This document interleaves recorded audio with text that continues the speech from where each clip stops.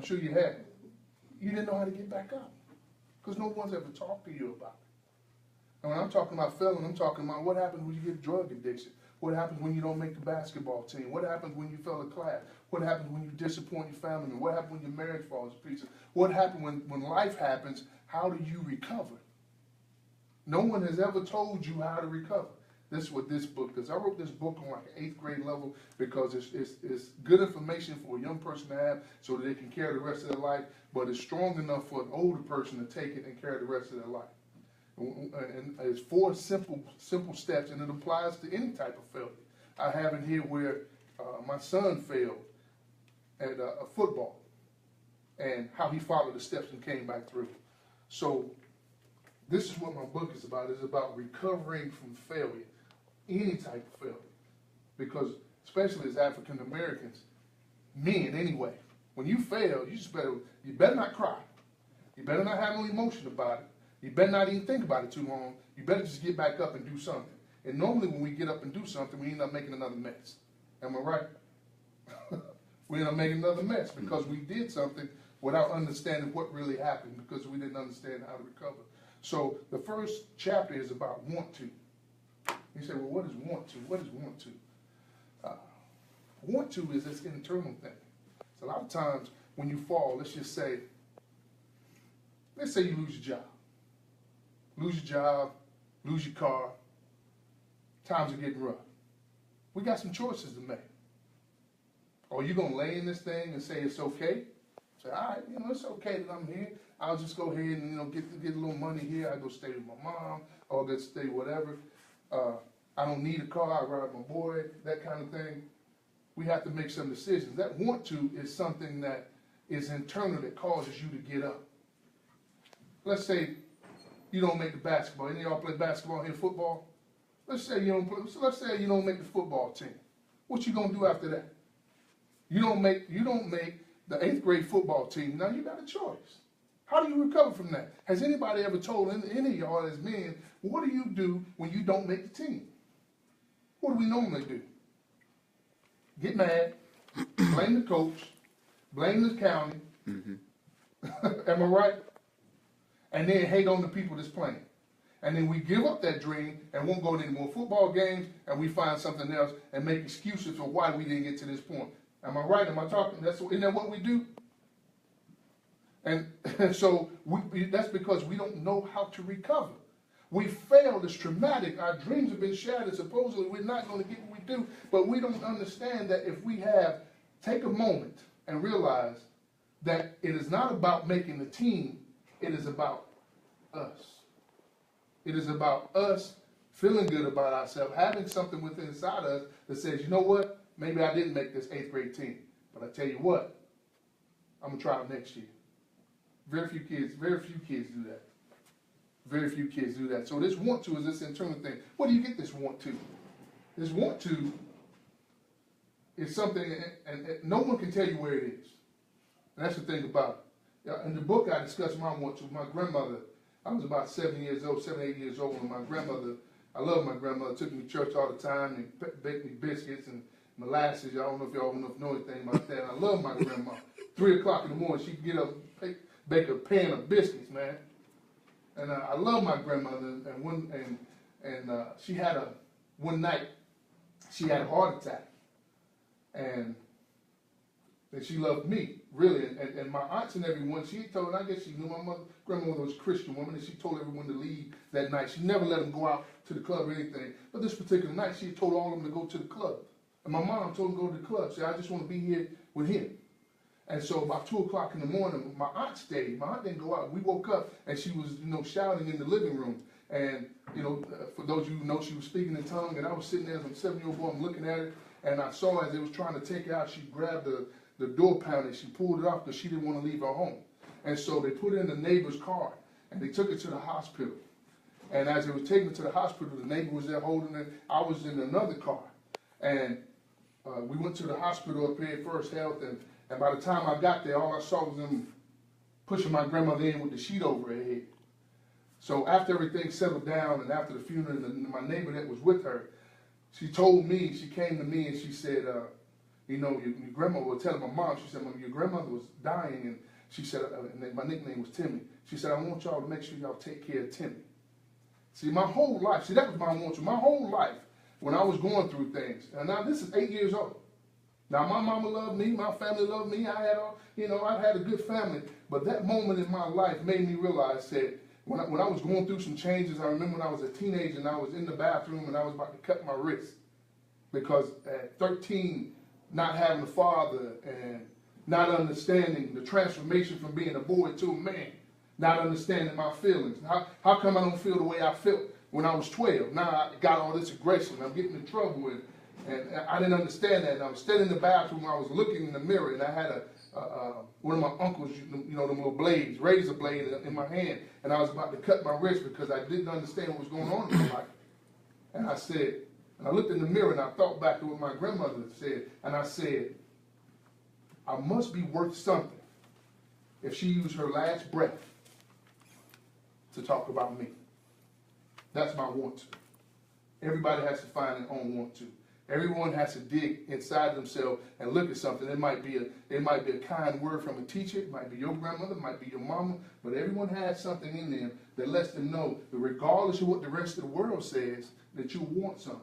That want to is the first step of recovering. Because when you don't make the team, when you lose your job, when things get hard, you have to have something inside of you that says, I'm worth something. It don't matter if you see what I'm worth. I believe I'm worth something. Many people fall and they never get up. They don't make the basketball team, so they never try out again, so they start hanging out, then they start hustling, and then they end up in jail, and then they blame it on everybody else, not knowing that they didn't get their dreams because they didn't see that want to. They didn't have that, they didn't see the value in themselves. It's easy to lay down when you fall. It's easy never to get up, man. It's easy to do that. So the first step in getting up is you got to have that internal. So think back in your life and think about what is something that lets you know, not me, but lets you know that you're valuable. What's that? What's inside of you that says, you know what, man, I'm worth something. I got to be worth something. That's step one. The next step is, I call it breathing. You know, when you breathe, oxygen, if you guys took a little science lesson, oxygen is, you know, got all these chemicals and things in the nitrogen and all that, but it has oxygen too. So when you breathe in the oxygen, your body is so amazing. It takes the oxygen and it puts out all the bad stuff, right? Okay.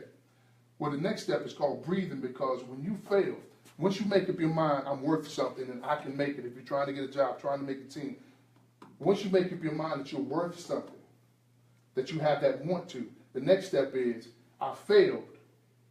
So now I need to get as much information as I can about where I'm trying to go in order to make it. This is the step that most young people make a mistake. Because what happens at a young age, we surround ourselves with things that are not going the direction we're going in. That is one of the number one mistakes that teenagers make. You guys, 12 to 18 age group, you surround yourself with people that are not going in your direction. If these people are going in one direction and you've already failed, if you've already not made the team, or you're already failing, then you need to surround yourself with people who know how to pass. You need to surround yourself with people who know how to ball. Instead of hating them cats because they made the basketball team, why don't you say, hey man, y'all going to play ball? And, hey, in your mind, you might be like, you know, you better than me, but I'm going to be around people who know, who are going where I'm going. I'm going to get as much information as I can. I'm going to watch YouTube videos. I'm going to read. I'm going to study. I'm going to dribble. I'm going to do whatever I got to do, get as much information as I can. I might not be able to use all the information, but I'm going to get as much information as I can on getting to this next level, because I've failed, and I know the information that I already have is not taking me where I want to go. Y'all ever felt that? I know I have as a man. I've been through some situations where I'm trying to do this and then it doesn't work out. I'm like, well, I'm not going to do it that way again. I got to get around some people or get some information that's going to take me in the direction that I need to go. As young men, man, I tell you what, that's my passion for this age group. If you can get as much information as you can, it doesn't all have to be related to where you're going, but just get as much information as you can. You're going to use some stuff and some stuff you're not going to use. But you got to get information. If you're trying, y'all plan on go to college? What grade you guys in? Middle school, at least? 11? 11? 9? 10? What about you, bro? 7? 8? Right now, you need to be thinking about, if you're going to college, you need to be thinking about it now. So, you need to be thinking about getting all the information you can on all the colleges that you would like to go to, all the information that you need to have on the major that you're going. Now, you may not use all this information, but this information is how you recover from a failure. It is how you come to the next level and understanding that these are the things, because this is what successful people have done. This is what is going to take me to the next level. This is what's going to take me to college. When you fail, you have to get more information if you're going to change your life. It is impossible to move to the next level. Impossible. So one of the things that I mentioned in my book is about, and I can look in your eyes, and I tell you guys a little distant because, hey, I'm just another dude talking, but I'm telling you, man, this stuff will save your life. When you're looking for your value, a lot of times, especially as black men, this is what we do. We discount our abilities. We might be able to draw, but instead of utilizing that skill to draw, we just say, oh, man, it ain't nothing. Because that's how we're taught. We are taught to discount our abilities. And most of the time, we're not taught as black men to celebrate ourselves, unless it's something big. We don't celebrate the small things. In my book, I talk about, when if y'all old enough, Reed's Gold Mine. Y'all remember that? Reed's Gold Mine. I was in the 5th grade, man. I'm going to Reed's Gold Mine. And now, in my mind, in Reed's Gold Mine, I'm going to find me a gold nugget. And I'm going to buy my mama a house, and I'm going to get me a new bike. That's the truth. Now, that's what I had. I was in the 5th grade. In my mind, I'm getting ready to change the world because we're going to Reed Gold Mine, and I know if I find me a nugget, I can change everything. Everybody will love me, and I'll be feeling great. So I go to Reed Gold Mine, and I get up there, and I start half listening to what they tell you to do. You know, you're supposed to put it in there and shake it out. They give me some dirt. I go in there, and I do it right. I shook about all my dirt out, and I'm looking for the nugget. And like I said before, and I swear, man, I believe I found that nugget, and I showed that lady, and she said, nah, that ain't gold. I believe she got me. I believe she got me. I swore that was a piece of gold, man. She took that piece of gold, where she said it wasn't gold. I thought it was gold. But she took it, so I was doing it, and I ain't find nothing, and I used up all my dirt. So I was disappointed. And we get back on the bus, and you know, you go to Reed's Gold Mine, they put that little water thing, you know, you put if you find a little flake of gold, they put it in the water so you can see it. Y'all ever been there? Mm-hmm. It's a little flake. They put it in a little pill bottle. And they put the little flake of gold in the pill bottle so you can hold it to the light and you can see that flake of gold so you got a souvenir. But so when we was riding back on the bus, I was mad. Because number one, I can't get my mama a house now. I can't get a new bike. And I don't even have a souvenir. So I felt I was upset with myself, and I was upset with everybody else. I was hating on them, and I was embarrassed. And from that, what I learned as an adult is many times as black men, we so consumed about balling out. We so consumed about going to the NFL. We so consumed about getting the next big car. We so consumed about being millionaires that we forget about the small gift that is in us. We forget about the small things that are in us, that if we get enough flakes, we can make a nugget. Everybody want to go to the NFL, NBA, and all that stuff, but no one is talking about being an archaeologist who's going to make $100,000 a year for the next 20 years. Calculate that. Yeah, you can go to the NFL, you can make $3 million, that's fine. But okay, you make $3 million and you play 4 years, then you got $12 million. Calculate it. But you can go somewhere and work in, be a chemist, and you can make $150,000, $200,000 for the next 30 years. Which one is more? Exactly. In our community, man, in our mindset is that we don't nurture your flake, man. Meaning we don't nurture the valuable thing in you because it's not big enough. You have to nurture that valuable thing and understand that flake that is in you, that that gift that you have, it's just as valuable as a nugget. You got to be able to do that at this age because people will discount your gift, discount your value because it doesn't look like anything great.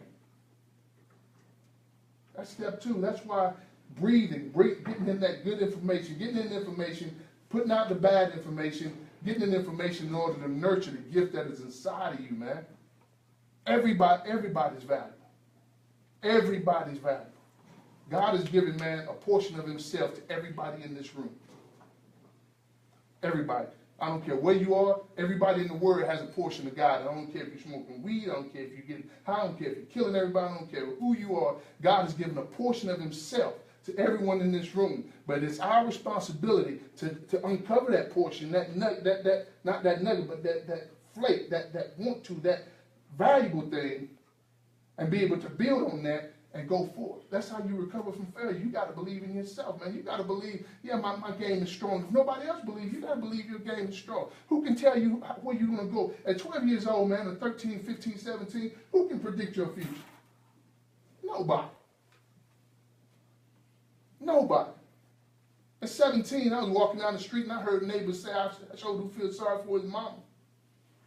At 17, that's what I heard.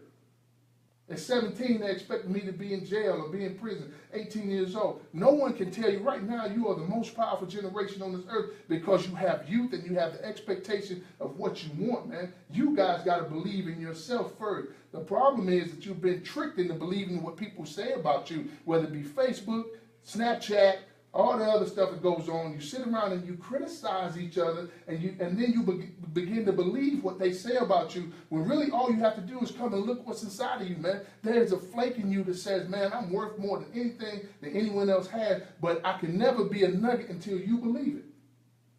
That's how you recover from failure, because I promise you, as you grow, you're going to fail. Life is going to hit you in the mouth. Y'all ever been hit before? I tell you what, when life hits you, you're going to know it. And you got to make a choice as a man. Either you're going to get some want to and say, okay, I got knocked down. I'm on my back. I done lost everything I have. Everybody talking about me. Everybody laughing at me. I got to make a choice. Am I going to lay here and be calm and cool and just be all right with everybody else? Or am I going to get up? And the only way you're going to get up is you got to have some want to. And once you get up, once you make your mind to get up, then you got to get some more information in order to get in the direction that you need to go. So that's step 2. Get some information, more information. And I'm going to tell you this, and I know we're bad about this, but sometimes the information that you get ain't going to look like you.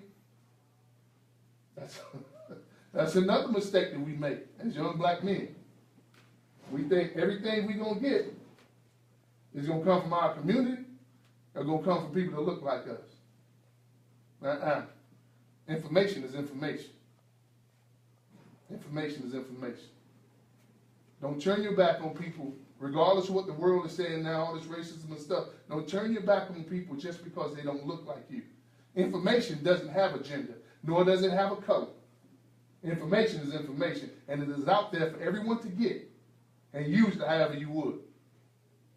If I put $100 on that table, that $100, ain't nothing wrong with that $100. It ain't bad. It ain't evil. It ain't ugly. That $100 ain't hurt nobody. That $100 doesn't take on any kind of power until it gets in a person's hand. That $100 can either go buy me some rocks or it can go buy me some books. That's how information is. This information can either take you to the next level or the information can either take you another way. It's your choice. So if you get the information and understand where you're going, it can take you to another level. It can take you to the level where you're trying to go to be successful, but you have to believe in yourself. And you have to understand that information is information. Don't be caught up by how it looks. And I have to say that now because we get sidetracked sometimes.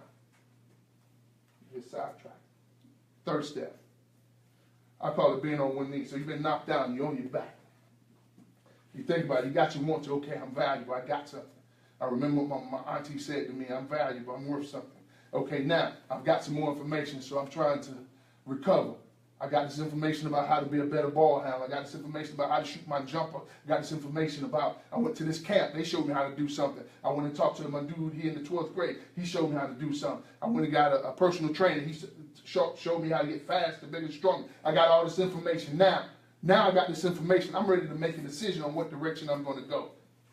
This is what I call on one knee, because when you've been knocked down, you can't jump straight up. Anybody ever been fell down and jumped up, got dizzy? Mm-hmm. Yeah. That's what happens when you come half a failure. You get knocked down. Then you try to get back up like we've done so many times, and then we end up dizzy because we're confused. man, I don't know how I failed that class. I don't even know, how did I lose my job? I don't know. I'm going to go ahead and get another job, and you really go get another job, and you hate that job. Because you didn't take the time to figure out what direction you were trying to go. So you have to get on one knee. One knee, I call it a place of reassessing. One knee is where you look what's inside yourself and be honest with yourself. I tell my son all the time, I say, you can lie to everybody else, but at least be honest with yourself. This is a place where you just got to call a spade and cut the pie down the middle. Look, be honest with yourself. Well, you know, I lost my job, but if I had been smoking weed, I probably would have kept my job. They ain't do nothing. They told me they were going to drug test. I knew they was going to drug test, but you know, my boy had that party, and I got high. You got to be honest with yourself. I flunked that class because I didn't study. Got to be honest with yourself. I didn't make the basketball team. Why? Because everybody else, you know, when everybody else was doing summer drills running, I was home playing Madden. You got to be honest with yourself. This is a place where you have to be honest with yourself and not tell the lie. This is another place where these young people come that are doing right now is that they lie to themselves. I have never heard so many times that I could have won that race if I would have ran faster. What kind of logic is that?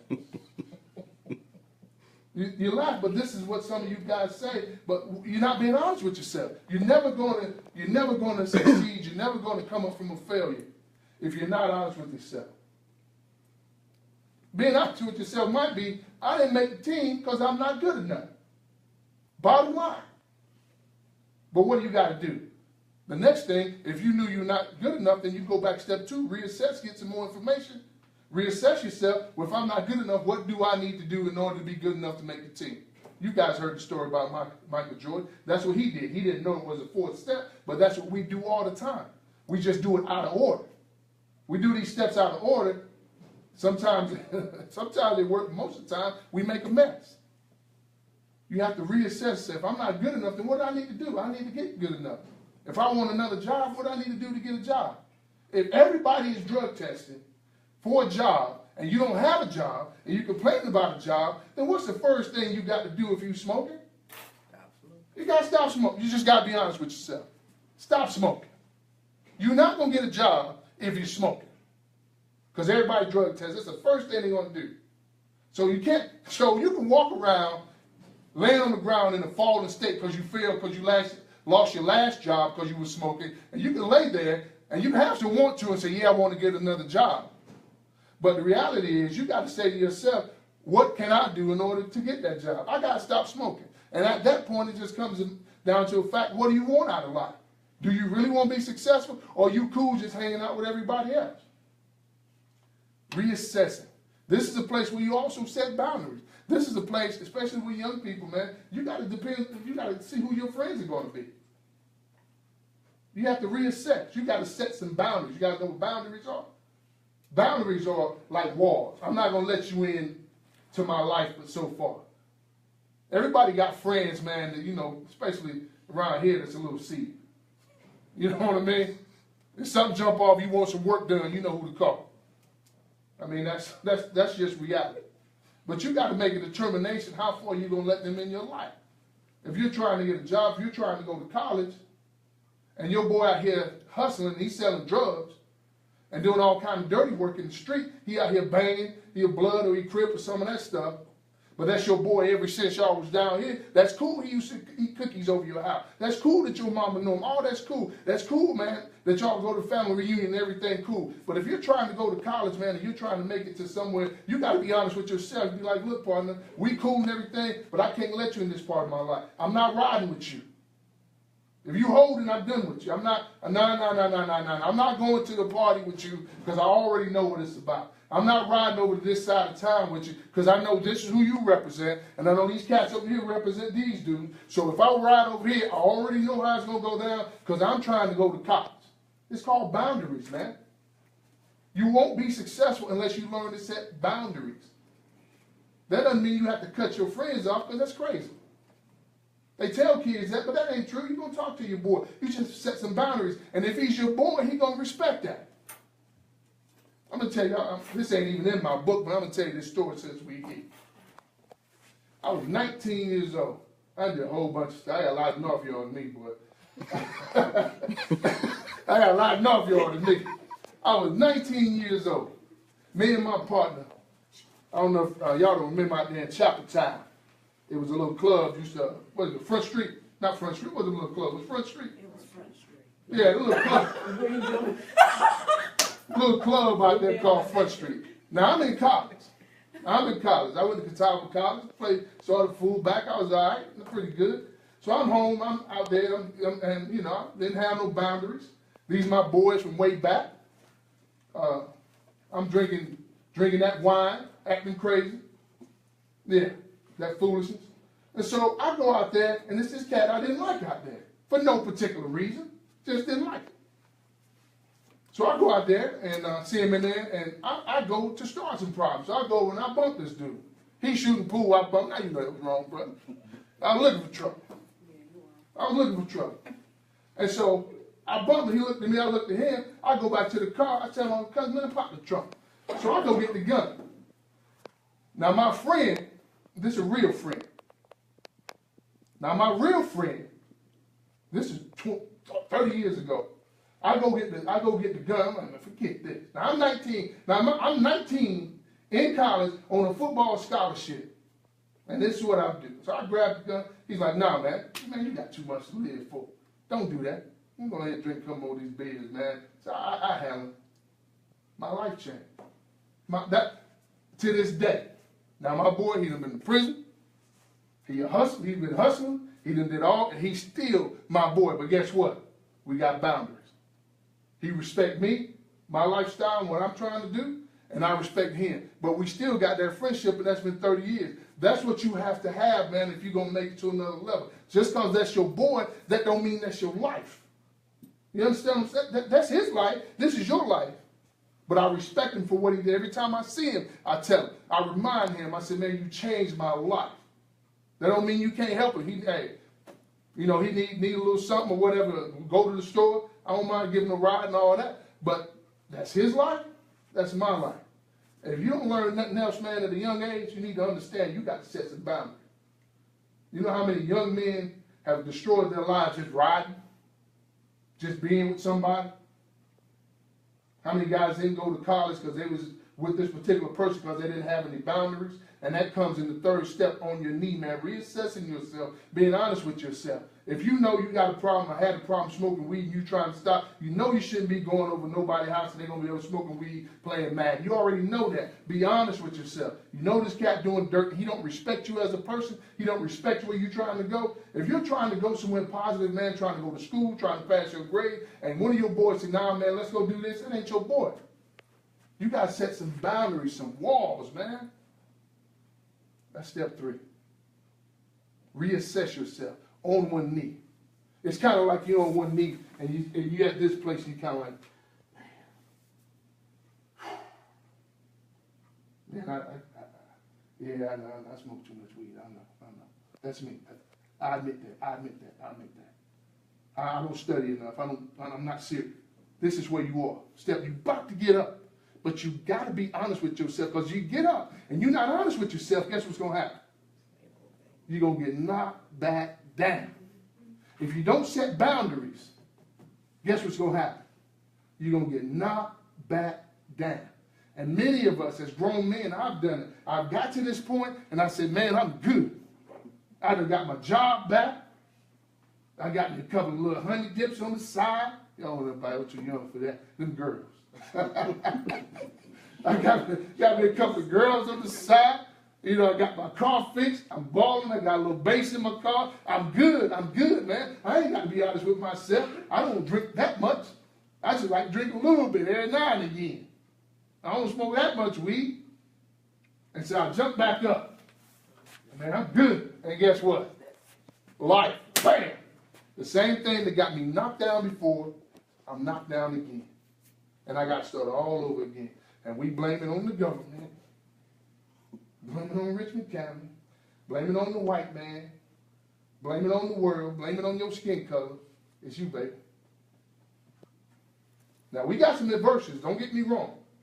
We got some things against us, but they that old song, ain't no stopping us now. Hey, you can't stop us if you be honest with yourself. I'm trying to tell you how to recover and stay up. Last step. Last step is standing. Now you get to this point. You done came up off your knee. You're standing and you got that want to, and you know you're valuable. You've got enough information about what you're trying to achieve. You got that information. You've been honest with yourself. You set your boundaries. You told your friends, man, I'm not doing that no more. You got to respect me, I respect you. Even your family sometimes, you got to set some boundaries. Because we all know, y'all might not be old enough, but family crazy too. So you have to sometimes set some boundaries with your family.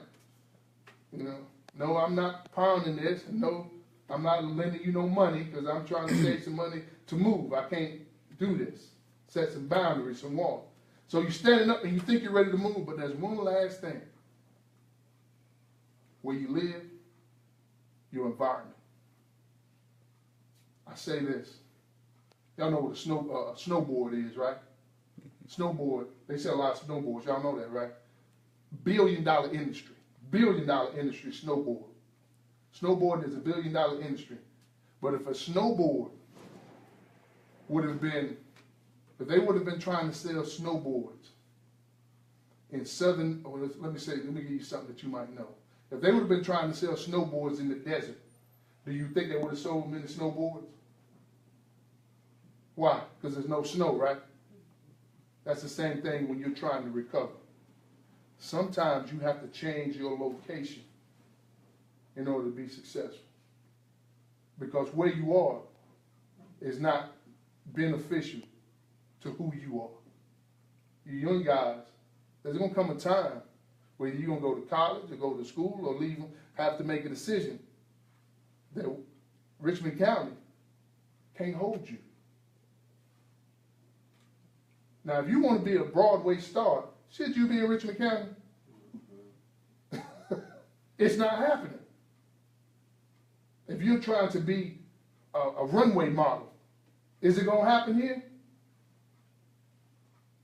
So when you're going towards your goal and your dream, and you finally stood up, and you've settled everything with yourself, and you set your boundaries, when you stand up, the next thing you have to do is look at where you are. It's where I'm living, the people I'm living around, the environment I'm living in, is it beneficial for me? Am I going to be able to make it staying here? That's the answer. Because no matter how smart you are, no matter how much you know, no matter how true you are to yourself, not all the time, but sometimes, just like a snowboard, your environment is going to stop all the success that you're trying to achieve. I've seen people, man, who they're here and they got getting criminal problems and they living from pillar to post, barely have anywhere to stay, and they can't keep a job, and they move to Charlotte and their life explodes. Y'all seen that, right? So were they failures, or were they just in the wrong environment? Just in the wrong environment, man.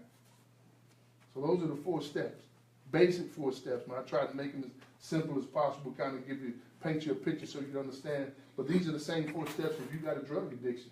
You got to do the same thing. First of all, you got to believe that what's in you is greater than that drug. And once you get that, you got to get some information on how to deal with that drug addiction and how to deal with yourself. The next thing you got to do is you got to look within yourself and say, do I really like smoking crack? And the answer would probably be yes. Because some people lie and say, no, I really hate smoking crack. I can't stand this. And the whole time they love smoking crack. They love the way it makes you feel. You know what I'm saying? I hear kids all the time. I don't like smoking weed. I just need, no, you don't. You like smoking weed. You really do. Be honest with yourself. If you be honest with yourself, then people can help you.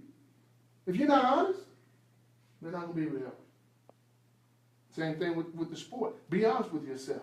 I don't put my time in on the court. I don't put my time in on the field, so I'm not going to get better. You have to be honest with yourself.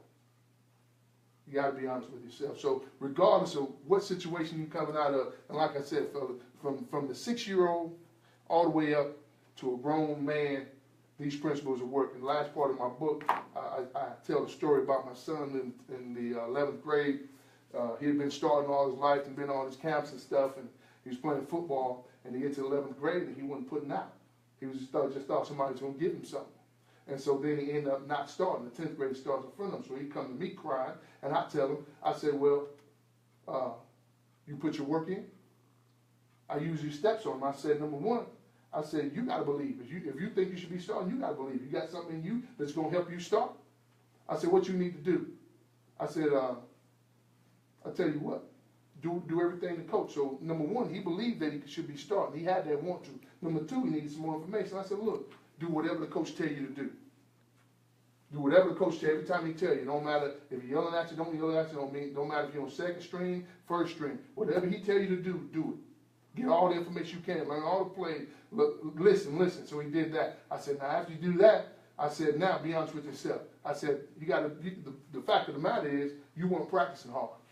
You went out there and thought somebody was going to give you something. I said, be honest with yourself.